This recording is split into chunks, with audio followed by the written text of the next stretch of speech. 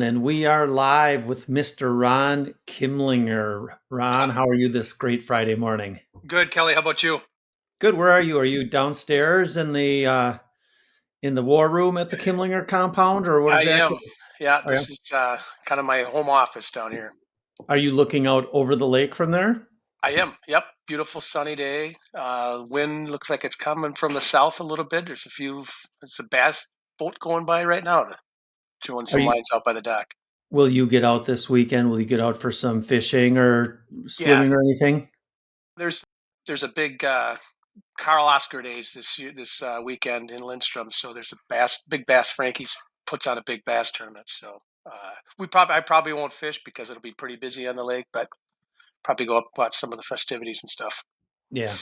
How's Cretin Durham Hall's baseball? Do you keep in touch, or do you watch?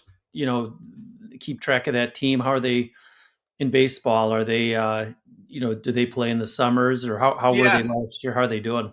they had a real good season this past spring. They're kind of back on track now. Made a coaching change, and I think they lost to Eastridge in the section final. Who Eastridge then went on to win the state. So it was kind of that. Sounded like that section had Stillwater, Eastridge, Cretin, White Bear, some of the top teams in the state, and so they had a good year. And I think they're back on track to be back on top from one of the better teams in the state again. Why do you think Minnesota kicks out so many good baseball players? I mean, you don't have. I mean, Right. people used to say, well, it's too short a summer, and so kids can't play ball. I mean, the Minnesota kicks out an amazing number of Division One and professional baseball players. So Yeah. why?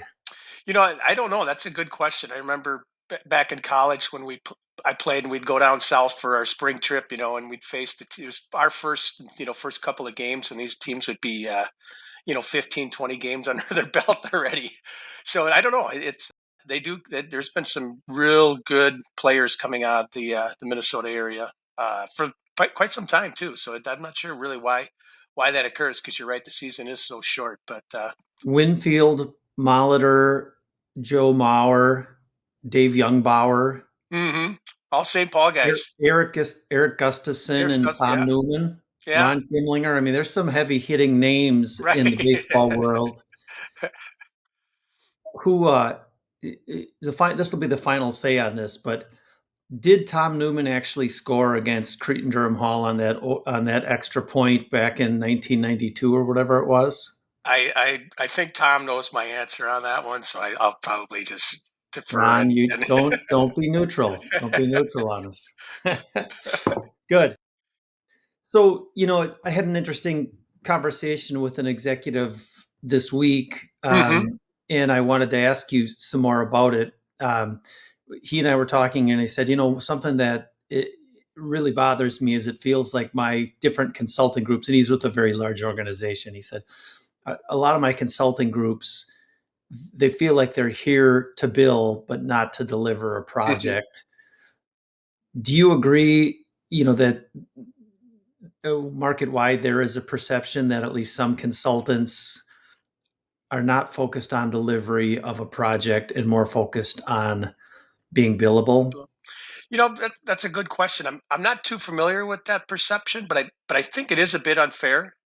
I think in general, consultants, you really need to have individual quality delivery to stay in demand in the consulting industry. So I think a consultant who focuses primarily on billable hours without quality delivery just won't have a long-term career in consulting. So I do feel it's a little bit unfair, at least locally here, from a consulting standpoint, because it is the Twin Cities is really it's Minnesota, so you like to buy and work with people that you know. So having having a focus just on billing without the quality delivery, I just from an individual consultant standpoint, I think it's a short career if that's the focus from a consultant standpoint. Okay. You in a previous life were referred to as the big Q in a company, and I was the little Q. Or was I the little Q? No. Who was big Q and who was little Q? I don't know. I think that was one of Kent and Jason Pals and some of their How, how, the how do you good old days.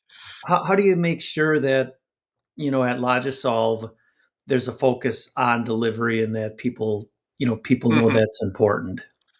Well, and as you know, Callis, we worked together for several companies over a long period of time. We kind of always kept our three circle model: the consultant, the client, and the company. From a client perspective, I think the best measure of quality delivery is how long have you serviced them and worked with the consultants or with the customers and clients. And for Lidasolve, our first customer is still one of our biggest customers, and most of our first customers we've been either working with or working for them for the last 20 plus years. So I think from a client perspective, it's really about that long term relationship with it from a quality delivery.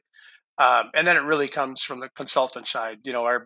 Our consultants are the face client facing drivers for our quality. We work hard to continue to retain, recruit, and attract the top consultants because of our focus on quality delivery. And I think what separates us from a Logicel perspective is really our capability model, particularly our capability leaders. Most of them are well known and respected in their disciplines and areas of expertise, and we ask a lot from our capability leaders.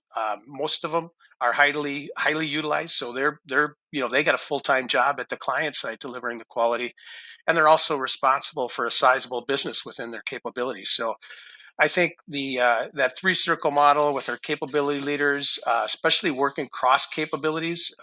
We've got expertise in DevOps, like with Dave Lilliquist. If somebody on a business transformation project needs that, we've obviously Matt Kuntz is one of the top QA consultants in the Twin Cities. So anytime QA needs on a dev center or some custom application development, we've got that from a capacity standpoint. So I think that cross collaboration within amongst our capability leaders and our consultants really helps us and makes us really kind of unique in the industry because it gives us an advantage with our capability leaders in the marketplace.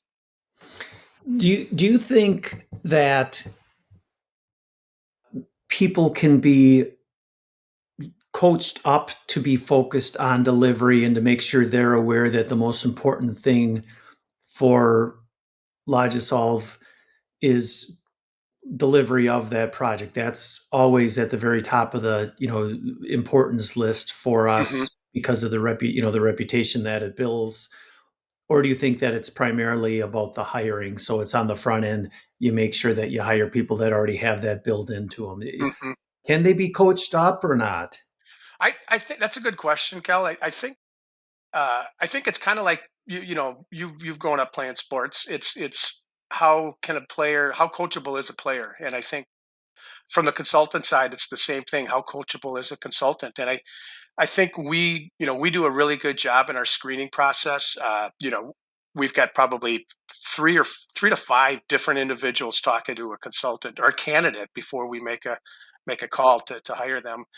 And part of that is, and I think from the capability leaders tech screen too, is the individual coachable? Can they work with us to sustain that high quality delivery? So I think it's down to the individual, kind of like a player on a team. How coachable are they? I do feel most consultants can be coached into that quality delivery, but there's some that can't. They're just and if they're not, they're probably not good fits from a Logicel perspective.